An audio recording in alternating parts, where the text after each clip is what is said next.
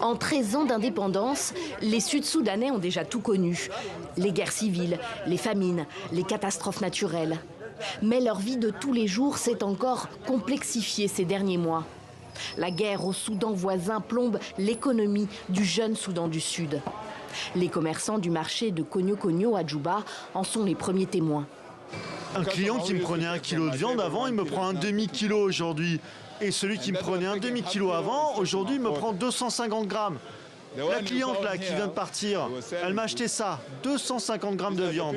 Et celui qui avant prenait 250 grammes, il ne vient plus du tout aujourd'hui. Début février, un oléoduc crucial pour l'exportation du pétrole sud-soudanais est endommagé au Soudan, à environ 100 km au sud de la capitale Khartoum. C'est l'un des 2 pipelines qui achemine le brut sud-soudanais jusqu'à la ville portuaire de Port-Soudan, d'où il est exporté. La guerre sur le sol soudanais empêche toute réparation. Le manque à gagner est énorme pour le Soudan du Sud qui produit environ 150 000 barils par jour.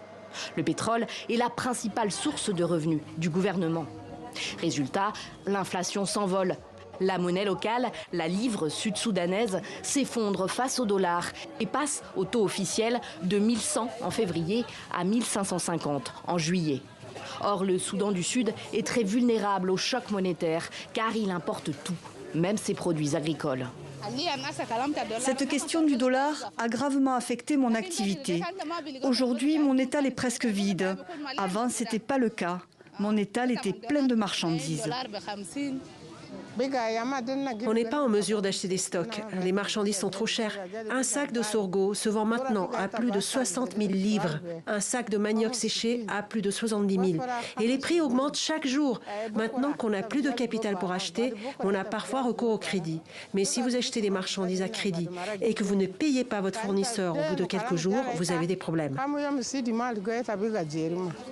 En mai, le ministre des Finances a assuré que le pays perdait environ 70% de ses revenus pétroliers en raison de la rupture de l'oléoduc. Le gouvernement peine à payer les salaires des fonctionnaires, mais aussi des militaires, des policiers. Notre pays souffre. Nous avons moins d'argent, moins de services. Notre sécurité est un problème parce que nous n'avons pas les moyens de la maintenir. Ça a donc des conséquences importantes et ça va continuer comme ça pendant longtemps, jusqu'à ce qu'une solution gérable soit trouvée. Tant que la guerre au Soudan voisin durera donc. Le Soudan du Sud était déjà en crise avant la rupture de l'oléoduc. La majorité de ses quelques 15 millions d'habitants vit sous le seuil de pauvreté. Et la manne pétrolière est très largement détournée. L'ONG Transparency International classe le pays parmi les plus corrompus au monde.